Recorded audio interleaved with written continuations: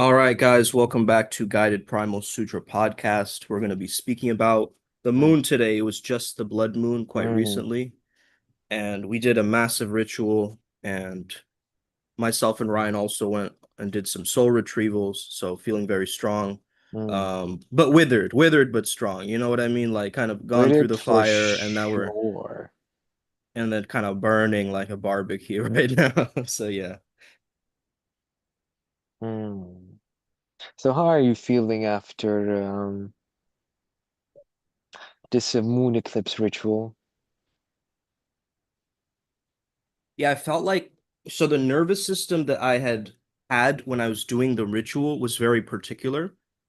And I'm noticing now that when I'm just living throughout my day, if I don't recreate that nervous system, I'm gonna feel off or something. Mm, So the whole day was kind of me recalibrating my breathing, my grounding, my focus, and that seemed to really help.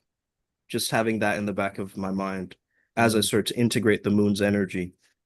So, yeah, the moon is almost like a mirror, right? Sleep gets weird, emotions spike, uh, everything in you that's kind of tucked away in the shadow gets amplified out. Um, so you can't fight the surge. You have to channel that energy somehow, move with it, sweat it out, do a ritual. Um, yeah, offer water under the moonlight. There's many different things you can do. Get moonstones. Yeah. But I think the easiest one is just a glass of water with intention to catch whatever energies it can catch outside your window or, Yeah. at the You got to window. kind of treat this as business as usual, because if you know that this blood moon, like old patterns had to collapse, hidden contracts had to get burnt.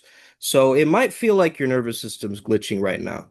So it's absolutely yeah, valid to feel glitchy. Yeah, it for So sure felt good to you. yeah, instead of manifesting, you got to focus on shedding most moons. I think more important to release vows, bury Mm, symbols, burn letters, and let the eclipse or the moon swallow the baggage. Because that's what it's actually there for. It's an elder teacher, the moon, mm-hmm. and you have to work with it and understand it's not just a rock lighting up the night sky. It has currents, layers, archives. They're like old souls stuck up there, fragments, echoes. Mm. So don't go poking around in the moon, is what I would say. I mean, And you're not Armstrong, so to speak. yeah, I mean, if you want to be reckless, that's fine, but those souls are are bound by contracts and cycles bigger than like your compassion. So interference will pull you into karmic webs if you don't realize it. So that's why we have to treat the moon like a library. Um, Hmm. you don't go run screaming through the archives pulling books off the shelf. The librarian's like, shh, quiet down, right? So that's the real understanding. It's like the moon is not your plaything, it's not some TikTok filter for your ritual. It's a living archive. Uh, so yeah, that's my understanding of it. What do you think, Ryan? The first thought that comes up is I did nothing. It is, if you look at things from a spiritual perspective, then things tend to be bound by contracts anyway. Yeah. And the last thing you need, or it needs, is you overstepping your boundaries and causing violations where there need to be none. So when it comes to people being reckless with spirituality, magic, and such, um, yeah, between you and me, Smith, I will only give one warning, and that's the moment. And after that, I'm gonna start making popcorn. Mm. if they're gonna do it Yeah. anyway, I might as well enjoy it, Granted, double check the context and the scope of what's happening, and Yeah. keep yourself at a safe distance from idiots like those, please. You don't want to be caught up in the crossfires. Right. And with the moon, the trick is you got to honor it without prying. So you let her tides kind of wash your nervous system, but don't go digging for what's trapped in the caverns because souls get stuck in the moon, right? So Mm, whole civilizations coded their madness into that stone. So you don't need to go rescue them. Here's a big lesson that you don't need to rescue everybody on the spiritual path. Some people have to live out their karma in that way. yeah, It's a very important lesson for people pleasers, I think. yeah. You cannot save who doesn't want to be saved. Is that Yeah. simple? I feel like the moon is almost like a Scooby-Doo villain going like, you meddling kids, you know what I mean? Like, got Um, us. that's interesting. Remember the beer house, whatever? Then you'd have you have a beer and you would have a moon, and every night before they go to sleep, the moon would have a conversation with the bear and recap what happened. Mm. I don't know what it came. No, I don't know what you're referring to, but that sounds cool. Yeah. But yeah, But maybe after the podcast we'll have a look at it. I don't know what it came up. all right. So let's check YouTube. Hey there, babe. Ellie's here. Yarek, hello. Claudia, Hi, hello. Eric. Yarek Miss you, says, buddy. please tell us about the Scorpio's power and wisdom. I saw your response to the philosopher's comment. It was intriguing.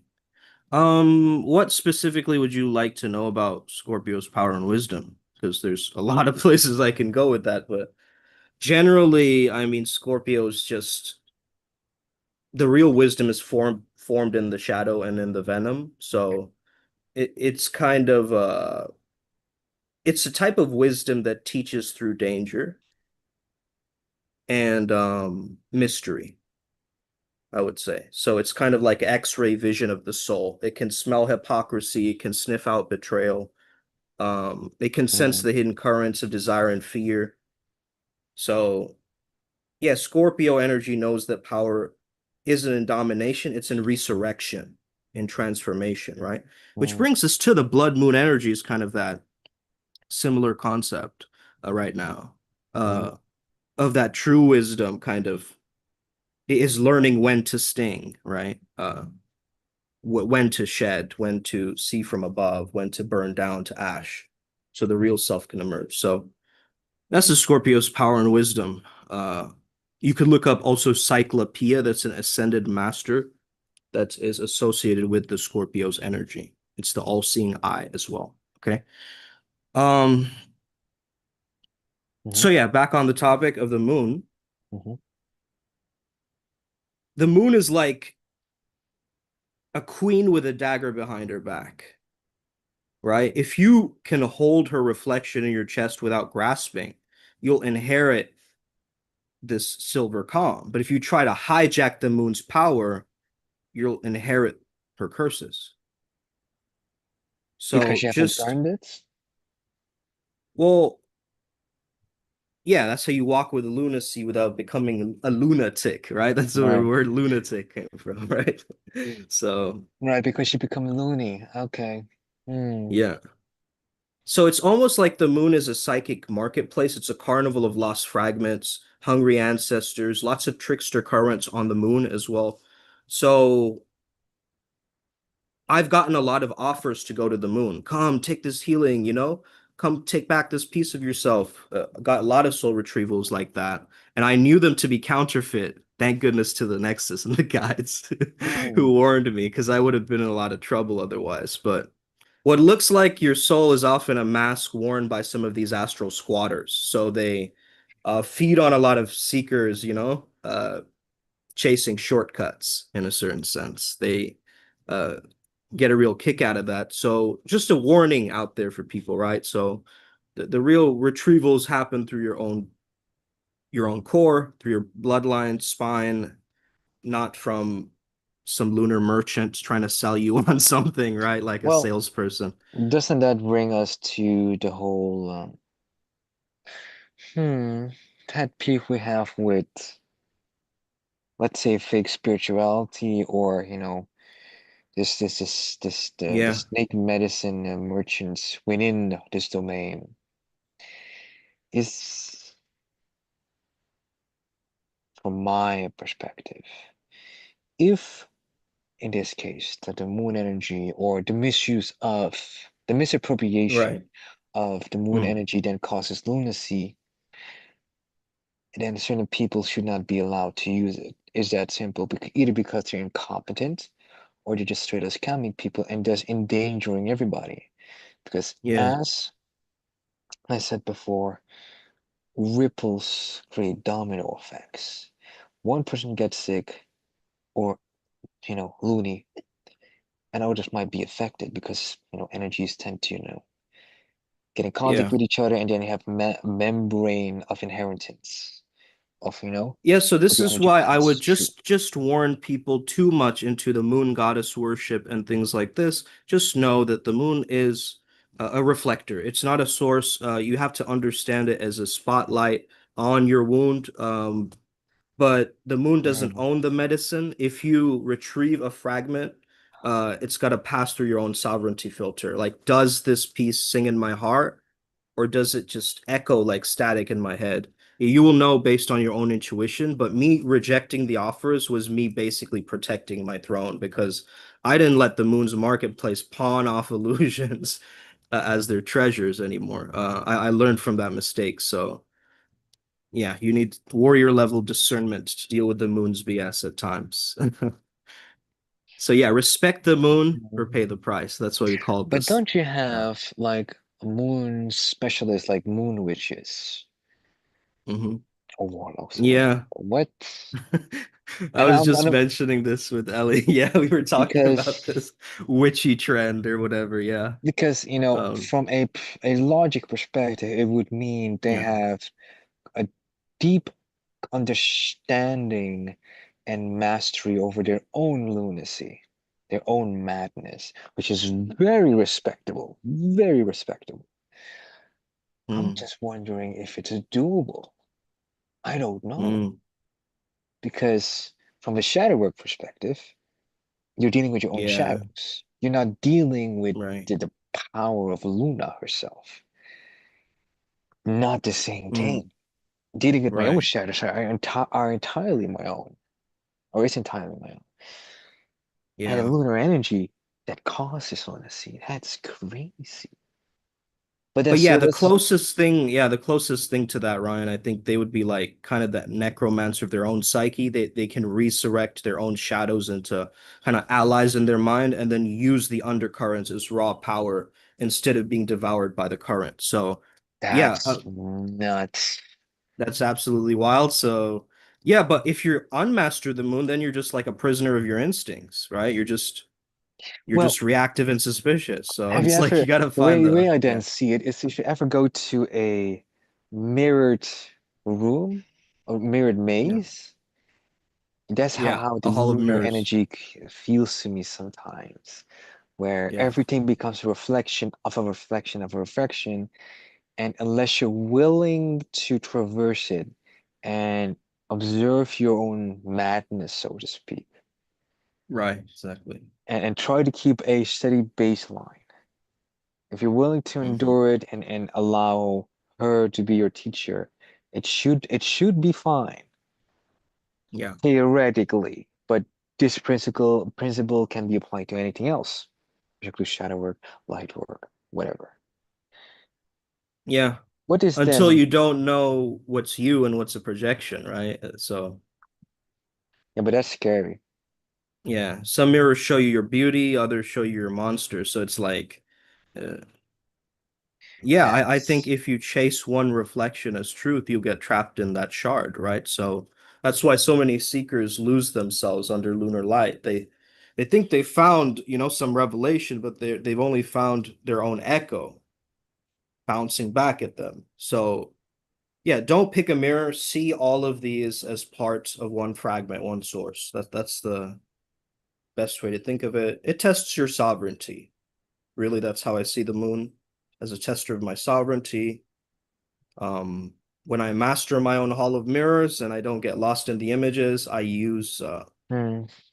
the mirror to angle light to see the hidden corners of myself that the daylight can't reach. So Hmm. Would I be able to survive that, Sumit? yeah. Is it I mean, pure it takes because practice. It's pure determination actually and practice, but yeah, the Hall of Mirrors can be a trap for weak-minded individuals, but I think you have a very strong mind, Ryan. So you appreciate would it? be, yeah. Yeah, but Yeah, it's purely I because feel of like the shadow works that I've done yeah, and the complete yeah, insanity of the depths I've thrown yeah. myself. Interesting. I would be willing for a challenge like that when the Primal Sutra Nexus deems it so. Let's focus on finishing the current projects first. Yeah. Let's see, we have about 9 minutes left on the clock. Let's talk then about, or continue to talk about miscreants who misuse Mm. energies like those of Blood Moon. What would your message be to them should they ever stumble upon this live? Mm. Hmm. Miscreants who misuse the moon. Damn, a lot of M's. Well, yeah. Don't treat the moon like a toy. That's number one. The moon is a gatekeeper of tides, of memory, of madness. So when you abuse the moon, you aren't commanding her, you're shackling yourself to her shadows. So you steal fragments, you cast curses under her glow, you feed off of the lost who wander her astral planes, but the Mm, moon keeps ledgers, right? The moon keeps receipts. Every mirror you cracked will reflect back onto you. mm, Every false ritual you performed will coil into your bloodline like a serpent eating its own tail. So, um, the Nexus doesn't need to punish you, basically. Your own misuse is the curse. So you drink poison thinking that it's nectar. That's the thing that's happening, right? But yeah, the moon is not a vending machine. I would definitely say respect her rhythm, or mm, you will drown in your own tidal chaos. So cleanse your own waters, your own emotions. Stop scratching at the mirrors.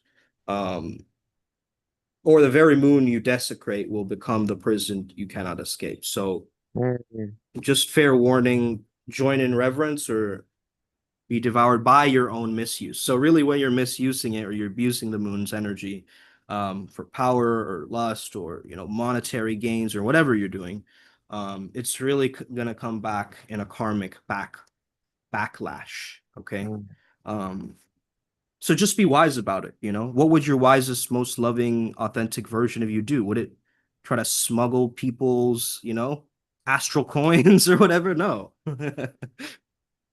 mm. What a very light answer. What a very light answer. I like it. I see where you're coming from. Um, I am of the same mind, but I would have answered it differently. I would have been a little bit more, hmm, an asshole because these people then not only Ayoko misuse, Awakening. right? Yeah, These people not only misuse the energy, but they also misuse people that want to use this energy. And even that's now, right. I'm not saying that we're experts in this, but we're competent enough to use it, and we test everything beforehand with the consequences. So we know it works or it doesn't. Now, Yeah, I'm not saying the people that are listening to this do or do not misuse these types of energies. I'm just saying if you feel offended, I'm talking to you, you nasty motherfucker. If you can't respect the energies, then you should step back from the fundamentals and take a good hard look in the mirror and ask yourself whether this is the path that will best serve you. And should we meet in the field of magic and spirituality, or those types of things, and I find out that, to put it in polite terms, you are abusing such gifts, Yeah. should I get the authority? I'm breaking your fucking leg personally. That would be my answer, Schmidt. Yeah. Yeah, it's like drinking gasoline and calling it holy water. It sparks fast, but it Uh, it might look impressive for a moment, but it burns you from the inside out. So so yeah, Interesting. unethical magic bends I mean, so real magic bends reality through alignment, right? Right, right, And right. and unethical magic bends it through violations. So Violations, yes. hijack, coercing, manipulation, stuff like this. So I want this no matter the cost. That's kind of it, right? But the Right. cost is always hidden in the fine print. Soul It fragment is. debt, It is. ancestral backlash, karmic Mm, rebound, whatever. mm, So it works sometimes. That's why fools fall for it, right? Yeah, a lust spell that's the old lust spell, not the version we used to do, Ryan. mhm. The original lust spell, it might land a lover, but I It's not mean, sustainable. it's not gonna If last. if Yeah. and that's also a thing, right? If you do a ritual from a place of insecurity, scarcity, etc., Revenge, yeah. revenge, like it's gonna backfire in a major way. You might not see it in the first few weeks or months, but it's coming, and it's coming for you harder than a motherfucker. I mean, between you and me, Sumit, Olga Makara, I tend to be the hex happy kind of guy. But over time, I've learned to put character first, to put my Mhm. ethics first, to have a deeper understanding, especially because you and I had plenty of discussions around this. Right. My character and my ethics and my way of being are far more powerful than any hex, spell, or whatever out there. Right. And when deities do things on behalf of me, they do things with pride. There's no doubt that I've earned my merit, especially in the realms of shadows. So should I ever get the chance, and of course, the time and energy to do this, should I ever get the chance to work with the lunar energy and earn my stripes, I will. Same with the sun and Jupiter, whatever. I want to do this the right way, which isn't always my way, but I will do it.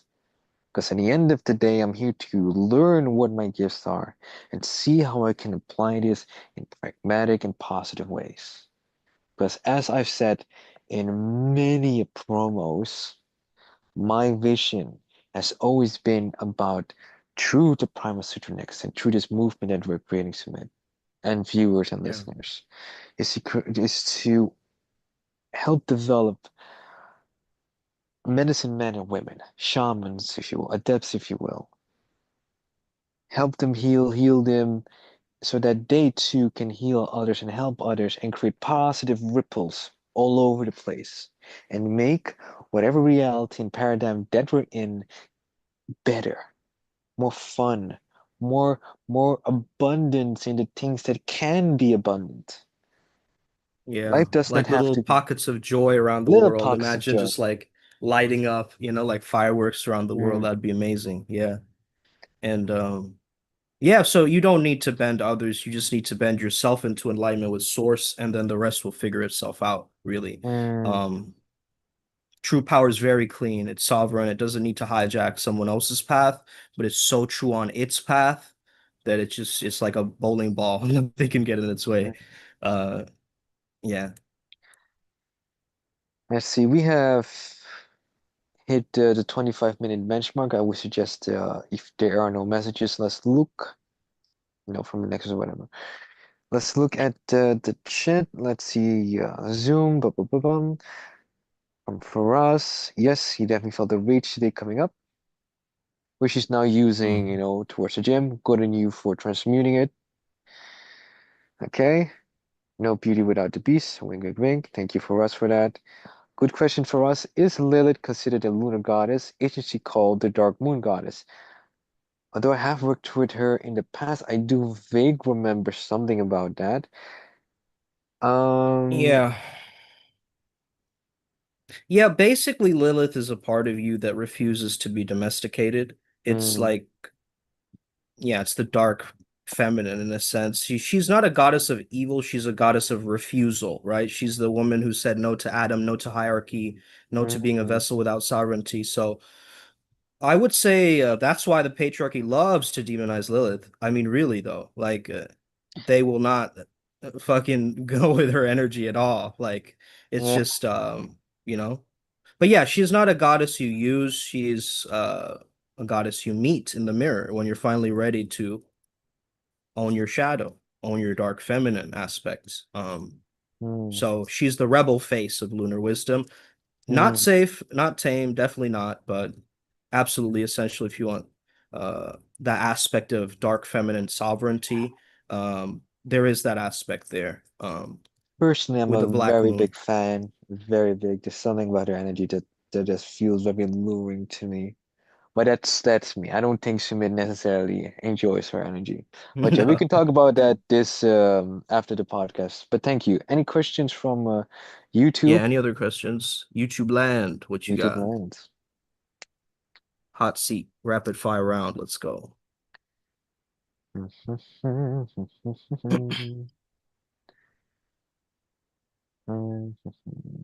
Nothing. Five, No. 4, 3, 2, 1. With this countdown, I will say this has been a fun topic. Thank you for Yeah. coming up with this topic, this theme. I Yeah, felt this like was Ellie ranting. as well. It Thank was you, one of Double her E. ideas. Yeah, Because I it's a great topic. really did personally, I like playing this spiritual magic game as clean as I can, and it pisses me off. If you want to take shortcuts, there's one thing, but scamming people, that's a whole other uh Dimension, ball ballpark. Yeah. game Yeah, where I want to ballpark. stay away from because everybody's gonna get hurt. Everybody's gonna get hurt, and I don't want to deal with those repercussions. That being said, again, as per protocol, we're going once a year, we're heading to a place for, I guess it's a combination between an immersion, a spiritual retreat, a road trip, where the agenda has been, roughly sketched out, and usually the moment we land there is where everything becomes clear. And I'm very curious what will happen this December, I believe, in Sedona. Do I have mixed feelings? Yeah, a bit. I mean, we're heading to fucking Sedona in December. I don't know. I haven't been in the USA for in years. Last time I was there was in 2020, just before in Las Vegas. So it's roughly that, you know, corner of the world. And that's just before Yeah, Corona hit. And I remember going, woof, thank God I came back on time. But yeah, yeah. anything you want to end on, submit, and then I'll go with the closing remarks. No, I think it's just the title, respect the moon or pay the price, respect the moon or know that it's gonna basically have to become at a certain point your mirror and then a Yes. friend, but also don't get too attached to that friend, I would say. Keep your distance and do your shit. Uh yeah. So this is a completely off topic, but my experience with Lilith is she's a wonderful energy if you treat her as such, if you treat her in the way that she wants to be treated. I've had great experiences to the point where both you and I were convinced that she was part of my Shakti triad, so to speak. Um, she wasn't, but that's pretty damn close. Uh, I'm I have a deep fondness for the dark feminine, especially the rebellious ones. I deeply appreciate the work that I've done, what we've done with her, she and Maybe I. you're a woman in your past life, Ryan, too. And Could be. I might have Like been Dark black Moon too. Goddess. I might have Yeah. been black too my past life, if you want to look at it that way. So who knows, man? Who Right. knows? Who Right. knows? But that being said, my name is Ryan G with my co-host me Chatterjee, aka Uncle Makara. This has been GPS Guided Primal Sutra. I wish you the very best in life. May life never be the same again. Good morning, good evening, good night. And Peace if you out, didn't like guys. this podcast, come and find me. Come and All find me. right, guys. Peace. Much love. Upward spiral.